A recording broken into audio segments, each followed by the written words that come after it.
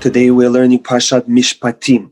Parashat Mishpatim is a parsha filled with many mitzvot, a lot of commandments, a lot of ideas that may be new to us, and a lot of surprising concepts that living in modern society we might not be familiar with, or we might be misinformed about. And as we go through the parsha, I'm going to point them out. This parsha has 54 commandments, 23 positive commandments, and 31 negative commandments. We're going to try to cover all of them, but if we're short on time, we'll skip the ones that are less common. So we are on page 417 of the Art Scroll Chumash, and chapter 25, verse 1 starts, "These are the laws, ordinances that you shall place before them." The word ordinances means laws, and in Hebrew it is Mishpatim. Mishpatim means civil law. These are laws that are governing society. These are mostly not laws between God and man, but rather laws between one man and his fellow. So the first law that Parsha Mishpatim speaks about is about Jewish slaves. If you buy a Jewish slave, he shall work up to 6 years, and in the 7th he will go free. Now, what is the concept of a Jewish slave? In Judaism, there are two kinds of slaves. One is a Jewish slave and one is a non-Jewish slave. A Jew who is poor can sell himself into slavery. Or a Jew who stole and he doesn't have money to pay for the stolen property, the Jewish court, Beit Din, will sell him into slavery until he pays back, or the money for his sale will go to the victim. What is the concept of slavery for a Jew? Slavery in Judaism means a contract that you cannot break. For 6 years, this Jew must work for his master. A regular worker does not have any contracts. A regular Jewish worker is allowed to stop his work at any time, even in the middle of the day, because the Jewish people are servants of Hashem. They're not servants of other people. And as such, no one can force a Jew to work. And Jewish people are not supposed to sign contracts obligating them to work for a period of time. That would be equal to slavery. So what's a slave? A slave is a regular corporate worker that has a contract for 6 years. That's all a slave is. But in addition to a corporate worker, a Jewish slave is even more lucky. He has more rights. For example, the master, the employer, is obligated to provide the slave with shelter, food, and all his needs for him as well as for his family. Imagine that. You go to work and the employer is obligated not only to pay your salary, not only to pay for your health insurance, but also to buy you food, to pay your rent for yourself and for your whole family. That's how many rights does a Jewish slave have. Now, that is why the sages say that somebody who buys for himself a Jewish slave, really he's buying for himself a master, because he has to take such great care of him. It's as if he becomes his servant. In fact, the master has to treat the slave with such respect that he has to provide him with the same comfort as he himself has. In fact, it says that if the master happens to have only one pillow, he must give it to the slave. If he has two pillows, then he can take one for himself as well. So we might have a wrong concept of what slavery is. And yes, the concept of slavery was corrupted by the nations of the world, where they abused and tortured and killed their slaves, just like when the Jewish people were slaves in Egypt. They were tortured and murdered and abused. But the concept of slavery in Judaism is just a worker that signed a contract that he cannot break. And the contract can only be for a maximum of 6 years. Now, additional laws of a slave is that if he is already married when he becomes a slave, then his master can give him another woman. This time he can give him a non-Jewish slave woman. And the children that she gives birth to belong to the master, which means the Jew who sold himself into slavery, he works additional hours at night, providing his master with more workers. Now, here we come to the concept of a non-Jewish slave. A non-Jewish slave is also a unique concept. Unlike, again, other nations where slave goes down in stature, in Judaism, when a non-Jew becomes a slave of a Jew, he rises in his stature. How? In order for a non-Jew to become a slave of a Jew, he first must undergo partial conversion. He must accept upon himself monotheism, he must abandon his idols, and he has to accept upon himself all negative commandments plus all positive commandments that are not time bound, which basically means he has to keep all the laws that a Jewish woman would keep. And if he is a man, he also has to undergo circumcision. And both men and women have to immerse in a mikveh. So they become partial Jew. And if a master frees his slave, the slave becomes a full-fledged Jew automatically, because he already had circumcision, he already accepted one God and the mitzvot, and he already was immersed in the mikveh. So the only thing that is left is for him to become free. As soon as he becomes free, he becomes a full-fledged Jew. So for a non-Jew to become a Jewish slave, that's a step up. He becomes closer to Hashem. He's now obligated in keeping mitzvot, and if he is a slave of a Kohen, he can even eat teruma, the holy part that every Jew separates and gives it to Kohen. A regular Jew is not allowed to eat it, but a slave of a Kohen is allowed to eat it. Now we turn the page 419. Let's say 6 years pass. The Shemitah year arrives. All slaves go free. All Jewish slaves go free. But if the slave shall say, I love my master, my wife, my children that I got over here, I don't want to go free. What's then? Is he allowed to remain a slave and not a free Jew? Being a slave is, for a Jew, is not good, because it limits him.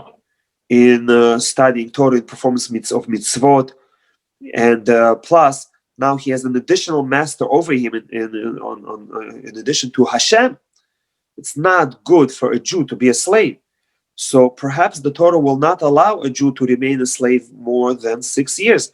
But the Torah says it is permitted in certain cases. For example, if this Jew knows that the background he came from is very risky, maybe he had problems with police, with addictions, and if he goes back to free life, he might meet his old buddies and he might re-enter his old life, and he'll end up in prison, or he might even be killed as a criminal. And he says, you know what, for me in the free world, I don't want to take such a risk. I would rather work for you, live by you, get my food, shelter, and clothing from you. You give me the wife and I'll have the children. It's okay. I forego my freedom because I would rather be righteous than free. In such a case, the Torah says he is allowed to remain a slave. Another case might be he might be poor, and he knows if he goes back, he's going to be again poor, no food, no shelter. He says, I would rather remain a slave and eat and enjoy life than be free.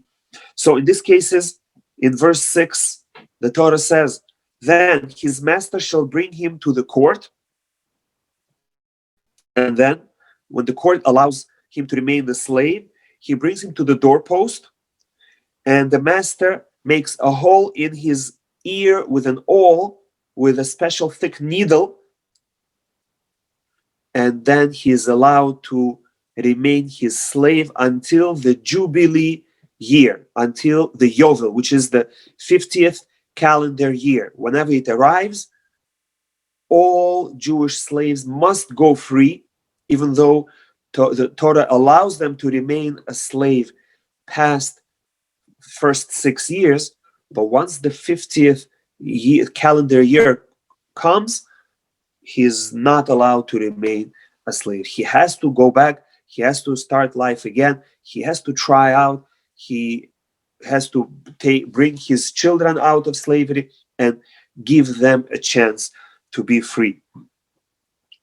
And even though a Jew who was already married and had children, only he becomes a slave, his wife and his children don't become slaves, but they're still supported by his master.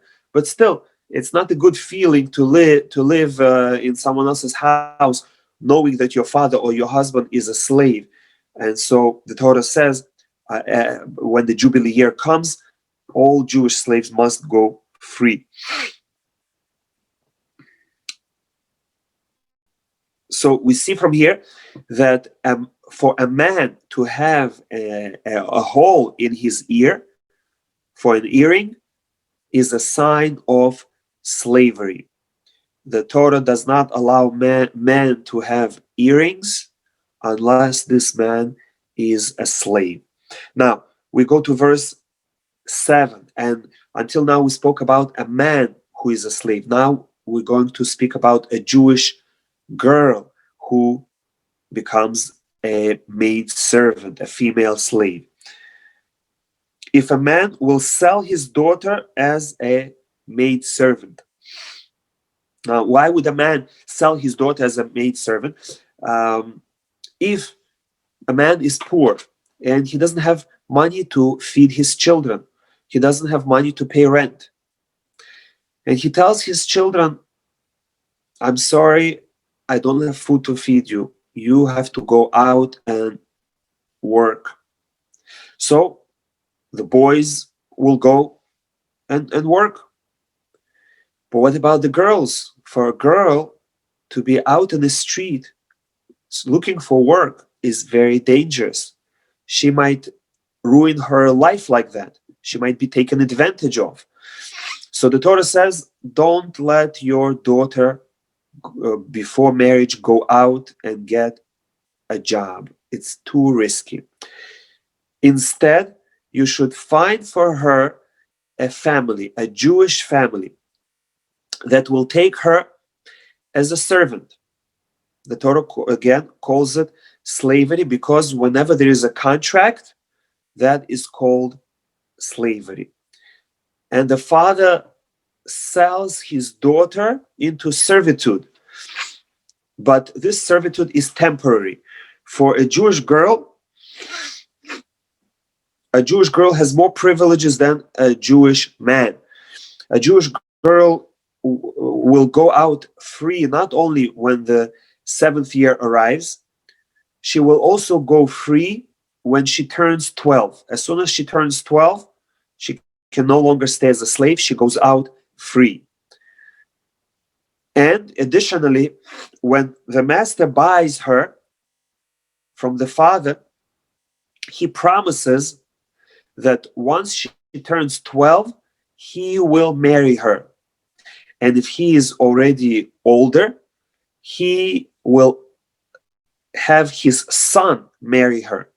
So the father is selling his daughter into servitude so that she shouldn't starve, but he's selling her not to a random person, but rather a rich individual who is a good person. The father checked him out, and the father agrees that his daughter should become his wife when she becomes 12.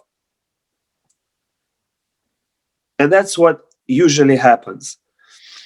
So someone is asking, what about job contracts today? That's exactly what it is. A Jew should not sign a job contract that obligates him to work for a company. If a Jew is doing it as security for himself to make sure that he's not fired by the company, that's okay. But if he is signing a contract to obligate himself not to be able to leave the job or else have a penalty, that he's not allowed to do. Because by doing that, he's declaring himself as a slave to that company, to that man, and he is placing upon himself another master besides Hashem. Okay, so normally when a man sells his daughter, she will become a wife of the master or his son when she turns 12.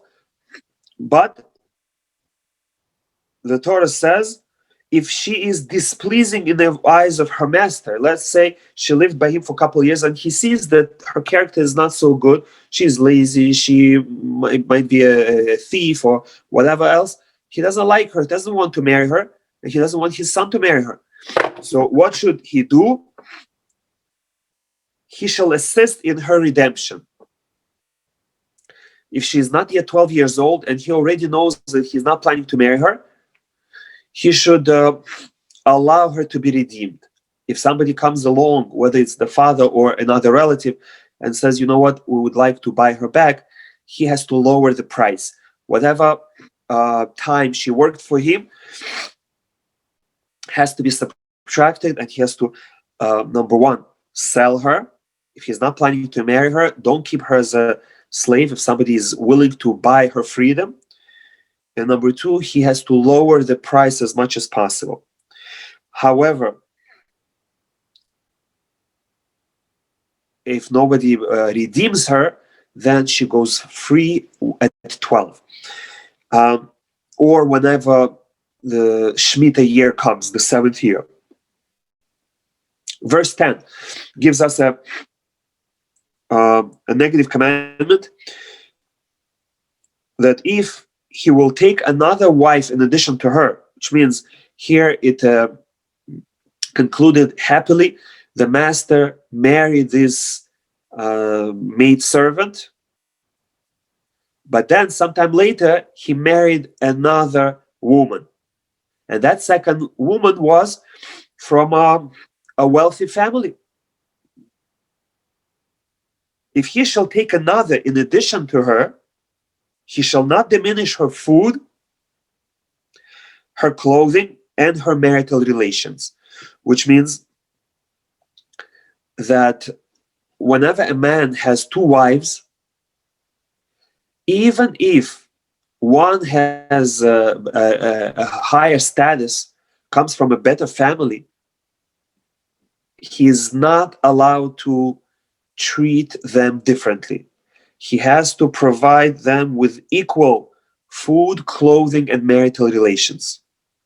Even if one of his wives is a former maidservant, he still has to treat her with as much respect and care as his wife from great lineage.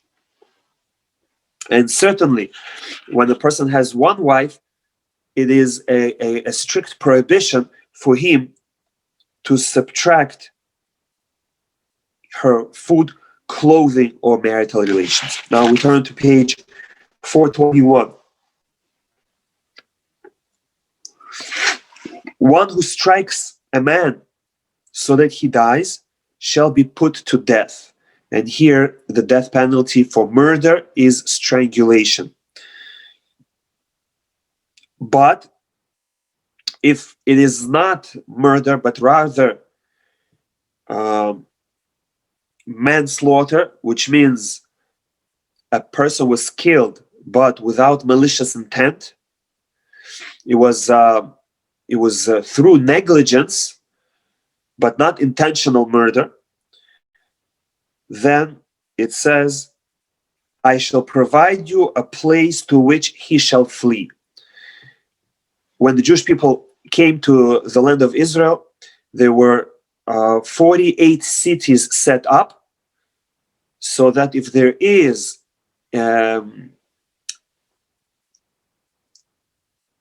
killing through negligence, the murderer has a place to run to save himself from the vengeance of the family. The family is upset that through his negligence he killed their loved one, and they might take revenge. So for his protection, he has to run there, as well as for his punishment. Because he was negligent, now he has to be exiled to one of these 48 cities.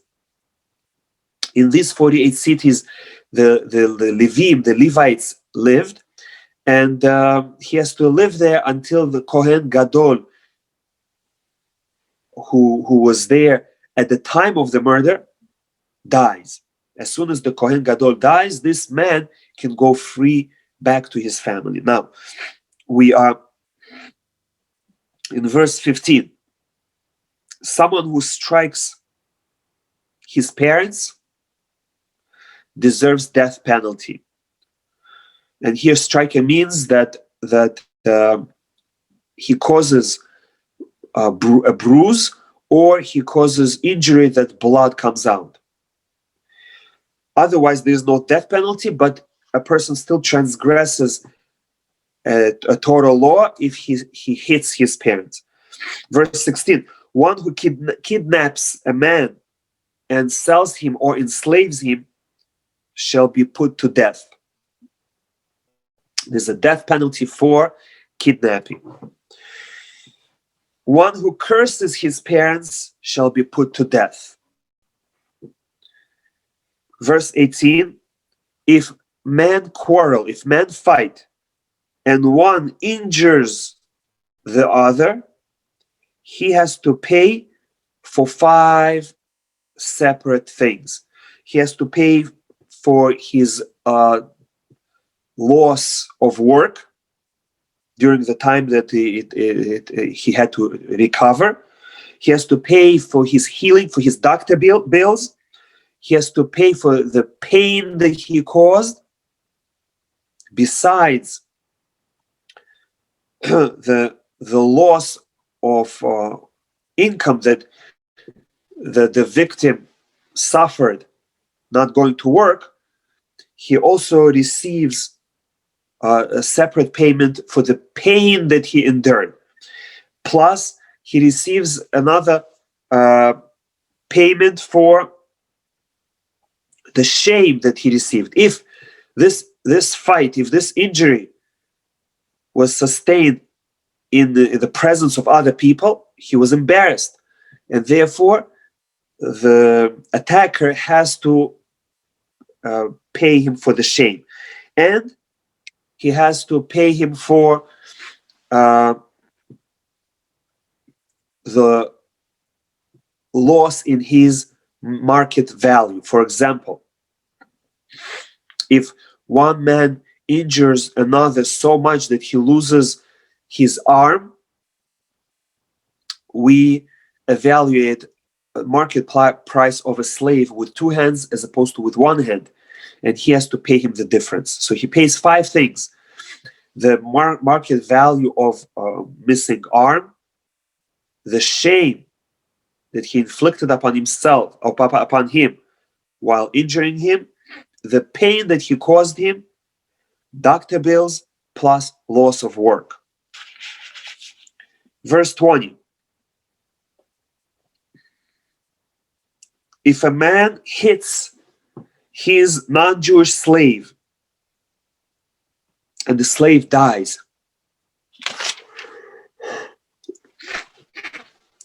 the master shall be avenged, which means he will be put to death. Imagine that. This is another proof that a non-Jewish slave of a Jewish master is respected very much. He is a human being. He is partially a Jew. And therefore, if a master kills, not even intentionally, if he hits his slave so much that he kills him, the master is put to death for killing his non-Jewish slave. But if he will not die immediately, after temporarily, even if at the end he will die, there is no death penalty for the master. Next, on page 423, the next paragraph speaks about another fight that two men have. Two men are fighting, and the wife, not a wife, but a pregnant woman is walking by, and by mistake, instead of hitting the guy, he hits the pregnant woman, or one pushes the other at the pregnant woman. If the woman survives but she miscarries, then they must pay for the value of the lost child. There is no death penalty because a child in a woman's womb is not considered fully alive like an adult or a born baby, because we don't know, maybe a woman will miscarry.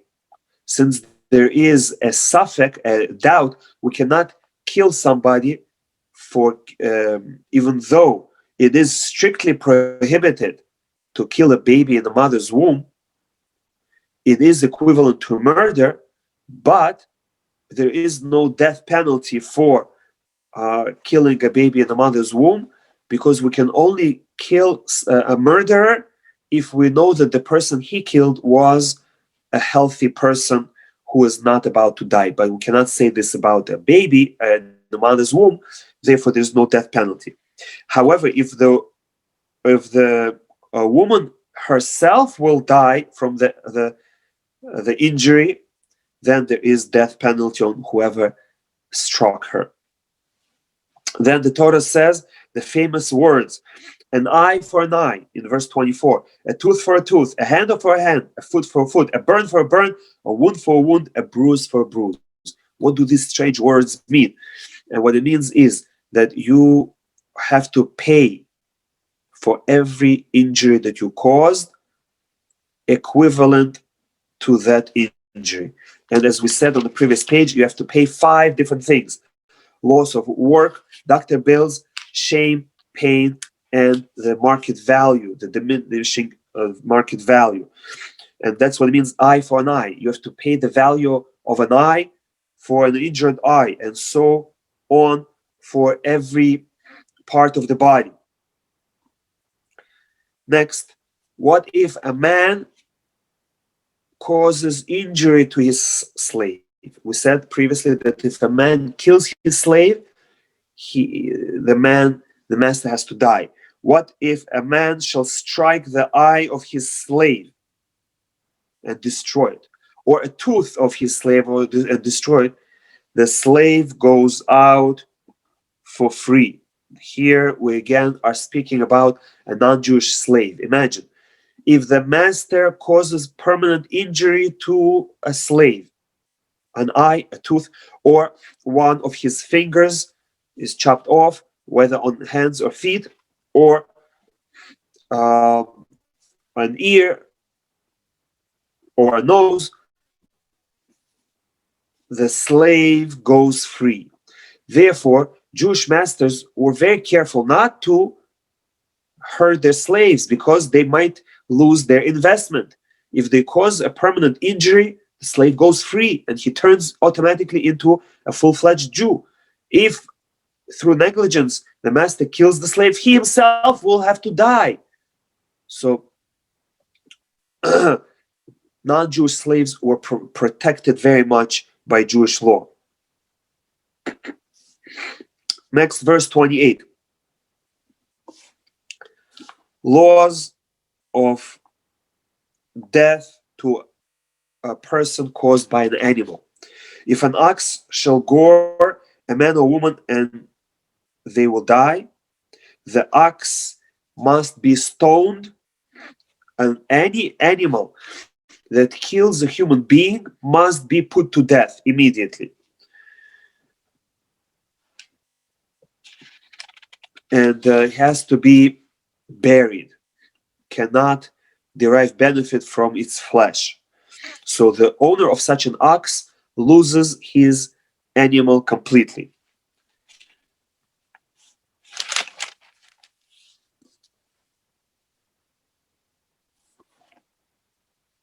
Now, on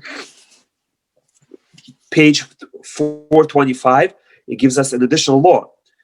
If this ox gored 3 times, and for some reason it was not put to death, and the owner still kept him, then the Torah says the ox shall be stoned, and even its owner shall die. But here we learn that it is not a death penalty in court, but rather it is heavenly death. He will die young. But he can avoid it by paying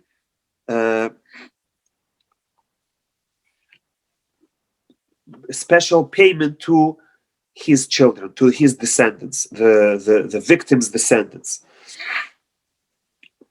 This is called, in verse 30, when an atonement payment shall be assessed against him, she shall pay a redemption for his life. Verse 32. What if an ox gores a slave?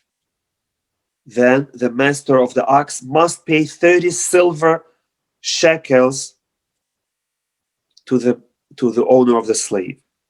And even in such a case, the ox must be put to death. An animal that kills a Jew or a non-Jew must be put to death. Next is a law of an obstacle put in public domain. If a man shall uncover a pit, or if a man shall dig a pit and not cover it, and an animal falls in it, the owner of the pit shall make a restitution. He has to pay for the dead animal. Verse 35, if one animal injures or kills another animal, if one man's ox shall strike his fellow's ox and it dies, so they shall sell the living ox and divide its money, and the carcass too shall they divide. Which means if an animal kills another animal, but this is a new thing for this animal, he usually doesn't do such things, then they split the loss. The owner of the attacking animal has to pay for the half of the dead animal. However, if this animal gored already 3 other animals, he becomes a habitual killer, and the owner must pay full damage. And he has to slaughter his ox and eat him. If an ox kills a human being, the ox must be put to death and its meat cannot be eaten. But if an ox kills another animal 3 times, then he must be killed, but his flesh can be eaten. Verse 37, laws of a thief. If a man shall steal an ox or a sheep or a goat and slaughter it or sell it, he must pay 5 times for the ox and 4 times for a sheep or a goat.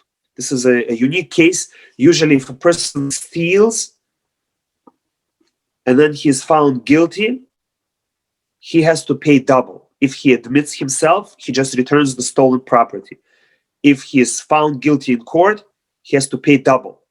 But if he steals domesticated animals, an ox, sheep, or goat, then he pays more than double. But not only if he steals it, he also has to either slaughter the animal or sell the animal to someone else. So in such a case, there is a quadruple payment or 5 times the payment. Okay, now chapter 22. Self-defense. If you find a thief who is digging a tunnel under your house and you're worried that he might attack people who are inside and kill them, and therefore you strike him and he dies, there is no guilt for him, which means the owner of the house or the passerby is allowed to kill a thief that is trying to enter someone's house, because we assume that a thief that is entering a house, if the owner will stand up to protect his money, the thief will kill him. And therefore, if you see a thief entering someone's house, assuming that someone is in the apartment or the house, you may kill the thief, because thereby you're saving the owner of the house from death. However, if you know for sure that he is only going to steal, he is not planning to kill the owner. If he sees anyone in the house, he's going to run away. You know it for sure, he's unarmed, then you're not allowed to kill him. And therefore, verse 3 says, if the theft shall be found in his possession, he shall pay double. But the previous verse says, if he has nothing, he shall be sold for his theft. He becomes a slave, and the money from his sale go to the victim. Verse 4 speaks about a person who allows his animals to go into someone else's field and they trample his produce or they eat his produce. He has to pay for the damage. Verse 5 says, if a man starts a fire and the fire spreads and goes into someone else's property and burns, the man that started the fire has to pay. Next, verse 6 and the next few verses speak about the laws of 4 kinds of guardians. Number 1, unpaid guard. If a man shall give money or vessels to his fellow to safeguard, and then it is stolen or lost, the guard is not obligated to return the property. Because he is unpaid, his responsibility is minimal. He is only responsible for negligence. As long as he does a good enough job, whatever happens, he's not responsible. If he leaves it unattended or himself breaks it, then he has to pay. But otherwise, he is patur. And if the thief is found, the thief himself pays double. Now, page 429, verse 9. If a man shall give his fellow a donkey or an ox or a sheep or any animal to safeguard, here we speak about a paid guard. Therefore, if it's, verse 11 says, if it is stolen from him, he has to pay to the owner. Because he's paid for his services, his responsibility is greater, and he's responsible for loss or for theft. The third kind of guard is in verse 13, and that is a borrower. If a man shall borrow from his fellow, then he is obligated to pay not only for loss or theft, he also has to pay for death of the animal, or if the animal gets an injury. And the fourth kind of the guard is a renter. At the end of verse 14, it says, if he was a renter, it came in return for his rental, which means any wear and tear of an object that you rented is covered by the rental price. Even death, if you rent a horse and while riding the horse dies, you're not responsible. You rented it. The horse was supposed to last until the end of the rental period, and it died in the middle. You're not responsible for the damage. Now, we speak about, in verse 15, laws of seduction. If a man shall seduce a virgin who was not engaged, he must marry her, which means if a boy and a girl, which is forbidden, but if they have premarital relations, the boy is obligated to marry the girl on the condition that she wants and her father allows. But if the father refuses to give her to him, he must pay the father 50 silver shekels because of the loss of virginity. Verse 17 says, a negative commandment, you may not allow a sorceress to live. Anyone, whether man or woman, that practices sorcery must be put to death. Anyone who practices bestiality, lives with an animal, must be put to death. Anyone who serves idols must be put to death. Verse 20, laws of converts as well as members of society that are less fortunate. You shall not hurt or oppress a stranger. Stranger means a convert. You shall not cause pain to any widow or orphan. If you do cause pain to one of less fortunate members of society, I shall surely hear his outcry, and my wrath shall blaze, and I shall kill such a person by a sword, and their wives will be widows and children orphans. We have to be very careful with widows, orphans, and converts. Hashem loves them and gives them special protection. Verse 24 speaks about laws of lending money. When you lend money to my people, do not act toward him as a creditor, which means don't press them. Don't say, where's my money? When are you going to pay? And don't threaten them. Don't behave like a collection agency. That is strictly forbidden. On top of that, do not lay interest upon him.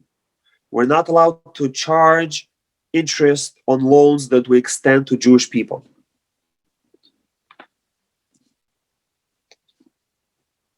Okay. Next.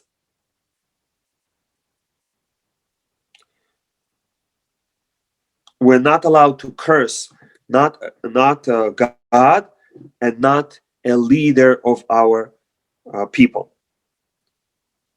Next, verse 28 speaks about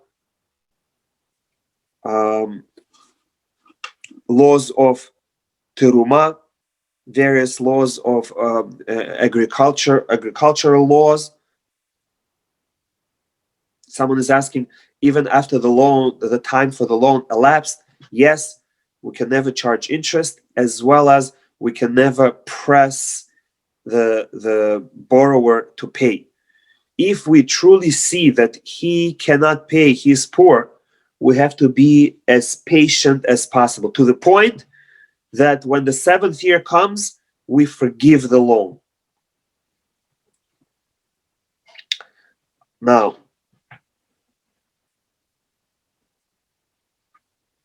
we continue the law of animals. If an animal is born, you have to wait for 7 days. You have to allow the baby animal to be with its mother for 7 days, and only then you're allowed to bring it as an offering. From here we learn that an offering can only be brought with an animal that is at least in its 8th day. It's interesting that by baby boys, we do a similar thing. For 7 days, the baby is with its mother, and only on the 8th day, we offer him to Hashem, which means we do Brit Milah. And similarly, we do with animals. They can only be brought as an offering on the 8th day of their life. Now, laws of kashrut in verse 30. People of holiness shall you be to me. You shall not eat flesh of an animal that was torn in the field. That is called terefa. Ubasar basadet terefa lo tochelu. Any animal that was not slaughtered properly, we're not allowed to eat. To the dog shall you throw it. Any non-kosher meat may not be eaten by Jews, but it can be given to our dogs. Chapter 23. Laws of witnesses and judges. Do not accept a false report. And that means that a judge is not allowed to listen to one witness. Only when there are 2 witnesses, you are allowed to listen, because we don't trust one witness. And therefore, one witness turns into Lashon Hara. Because if we cannot act upon the information, why is he saying it to us? There's no point in it. Must be he is just slandering the victim. If 2 people come, then their word is trusted, and therefore they're allowed to say these negative things about the victim. Okay.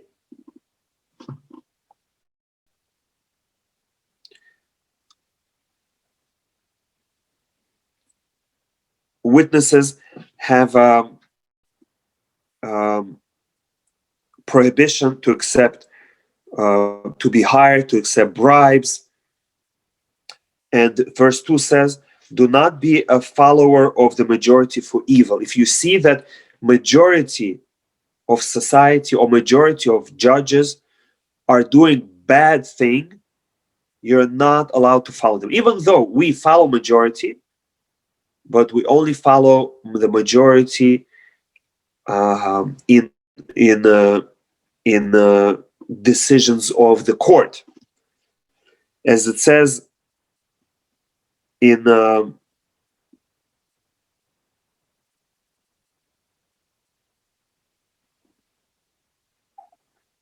same verse.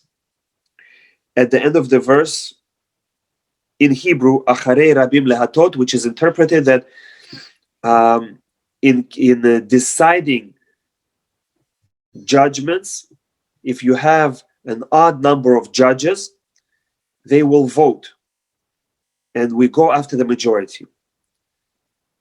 But an individual judge shouldn't say, "Oh, most of my colleagues already made their verdict, so I don't want to go against them. My opinion is not going to matter anyway because the majority already expressed their view against me, so I might as well just follow them." No. If you have an opinion that differs with the majority, you should express that opinion.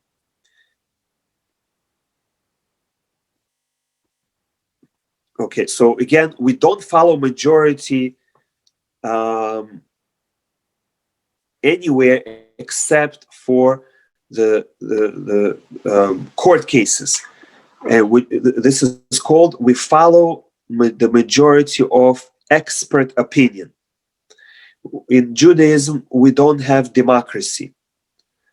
And democracy really doesn't make sense because you're giving the same vote, the same weight to someone who knows nothing and to someone who is intelligent and thoughtful and moral individual.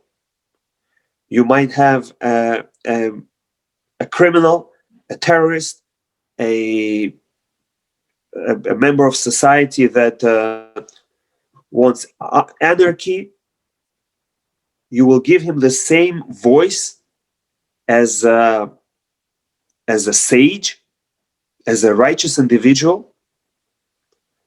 And therefore we see that the societies with such uncontrolled democracy, they eventually break apart, as we see is happening to the United States right now. Because in all elections, most people vote and they have no idea what they're voting for. Whoever advertises the most, whoever screams the most, whoever bribes the most gets elected. That is not democracy. So again, when we follow the majority, it's the majority of expert opinion.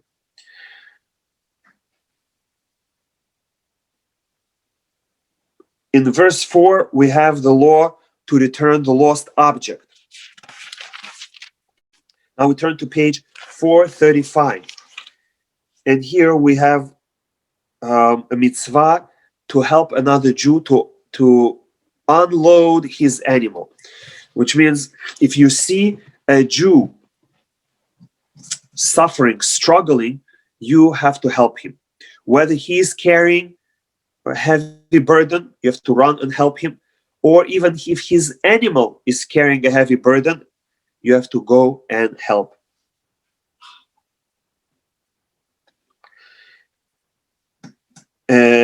Now, some more laws about Jewish court. A judge must not have any bias, whether one of the two litigants are rich, wealthy, or famous, and the other one is not. He has to treat them with the same respect and give them same rights. A judge may not accept a bribe, and we have a law that a person is innocent until proven guilty. This is a Jewish concept, and therefore we cannot execute a person or punish a person in any way unless we have two kosher witnesses that we checked them out, and there is first-hand testimony. They saw it with their own eyes. we do not accept circumstantial evidence in the Jewish court.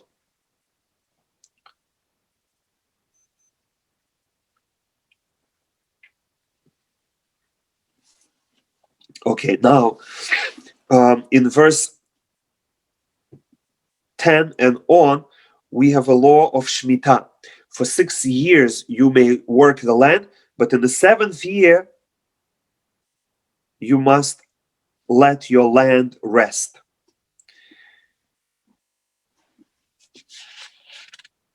And then we have a positive commandment to rest on the day of Shabbat.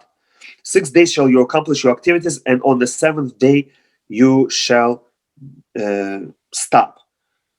And your animals must also rest.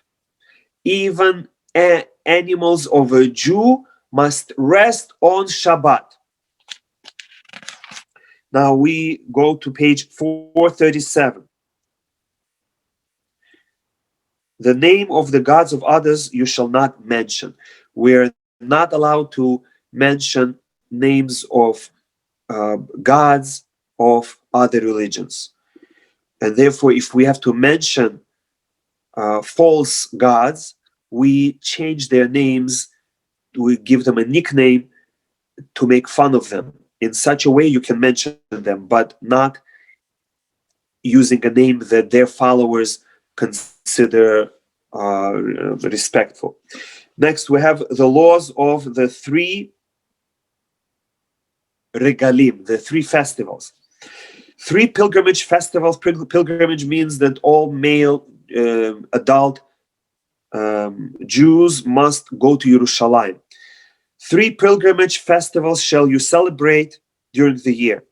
The festival of Matzot, Passover, the festival of the harvest of the first fruits, Shavuot, and the festival of the ingathering at the close of the year. That is Sukkot. Verse 17, 3 times during the year shall all your men appear before Hashem. Now, verse 19, Bikurim, the mitzvah to bring Bikurim. The choicest first fruit of your land shall you bring to the house of Hashem. And then we have a negative commandment not to cook meat in milk.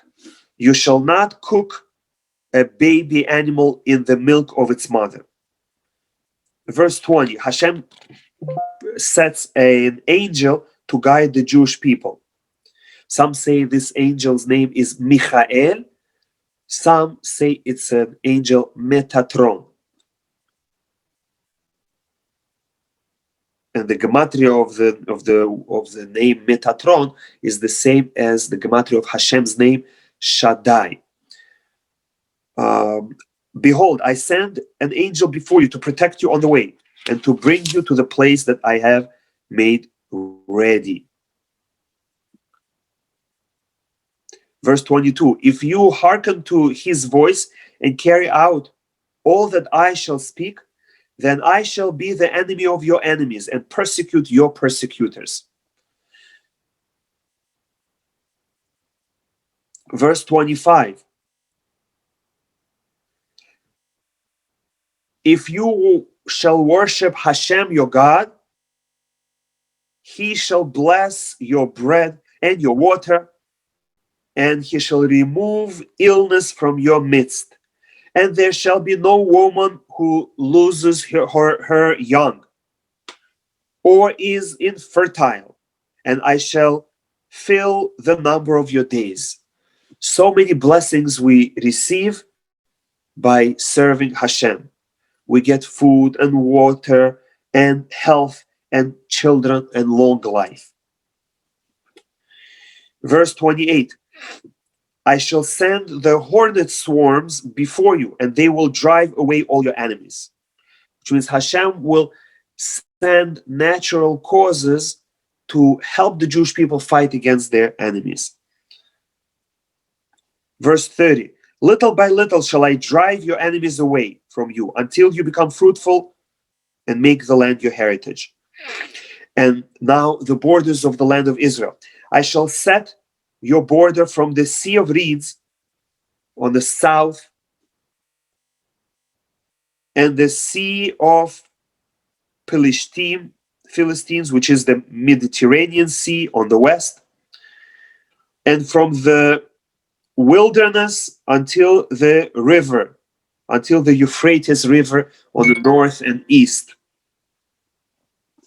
So in times of Mashiach, these are going to be the borders of the land of Israel. From the Sea of Reeds, the Red Sea, all the way until Euphrates River. Now we turn to page 441.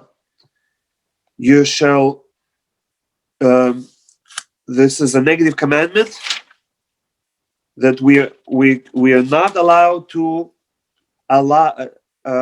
let idolaters live in the land of Israel. They shall not dwell in your land, lest they cause you to sin against me, that you will worship their gods, and it will be a trap for you. Now, chapter 24, the last chapter in Mishpatim, gives us more details of the giving of the Torah, Matan Torah. What we learned in Parashat Yitro, now we are speaking about it again.